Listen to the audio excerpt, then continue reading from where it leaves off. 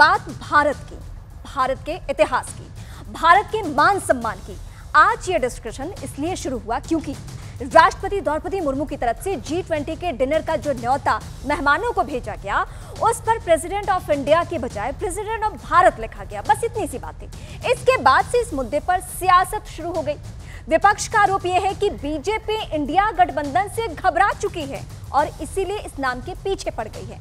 दूसरी ओर बीजेपी देश के इतिहास और हिंदुस्तानी सभ्यता की बात याद दिला रही है। यह भी हो रहा है और यही वजह है कि आज ये समझा जाए कि भारत और इंडिया में क्या फर्क और क्या समानताएं हैं।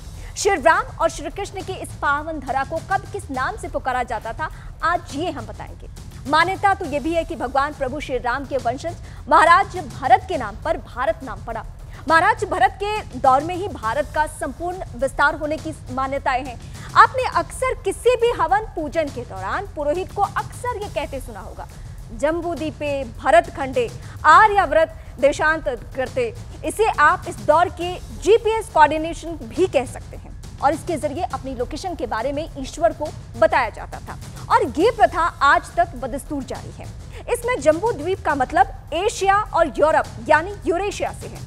भारत खंडे यानी भारतवर्ष, जिसमें Afghanistan, Pakistan, Hindustan, Nepal, Bhutan, Myanmar, Sri Lanka, Maldives, Thailand, Malaysia, Indonesia, Cambodia, Vietnam और लाओस शामिल है। आर्यव्रत यानी भारतवर्ष का वो हिस्सा जो काबुल की कुंभा नदी से हिंदुस्तान की गंगा नदी तक था और उसे आर्यव्रत कहा जाता था। यानी भारत मात्र एक शब्द नहीं, ये मात्र एक देश का नाम नहीं, ये हमारी पहचान है। यह हमारी विशाल और महान संस्कृति और इतिहास का इंट्रोडक्शन है। लेकिन अगर भारत हमारी पहचान है तो फिर इंडिया कहां से आया, इसका इतिहास भी समझ लीजिए। मध्यकाल में जब आक्रांता भारत में आए तो उन्होंने सिंधु घाटी की तरफ से भारत में प्रवेश किया।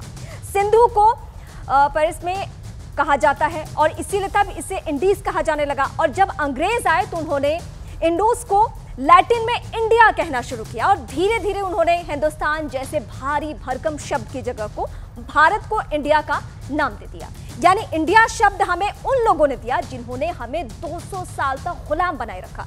आजादी के बाद भी हमने इंडिया और भारत दोनों ही नामों को आधिकारिक नामों की श्रेणी में रखा। लेकिन PM मोदी हमेशा से कहते रहे हैं कि आजादी के अमृत काल में गुलामी के प्रतीक चिन्हों से देश को आजाद होना होगा। इसीलिए जब राष्ट्रपति के इन्विटेशन में इंडिया की जगह भारत लिखा गया तो बहस की शुरुआत हो गई कि क्या मोदी सरकार देश के नाम पर कुछ बहुत बड़ा फैसला करने जा रही है।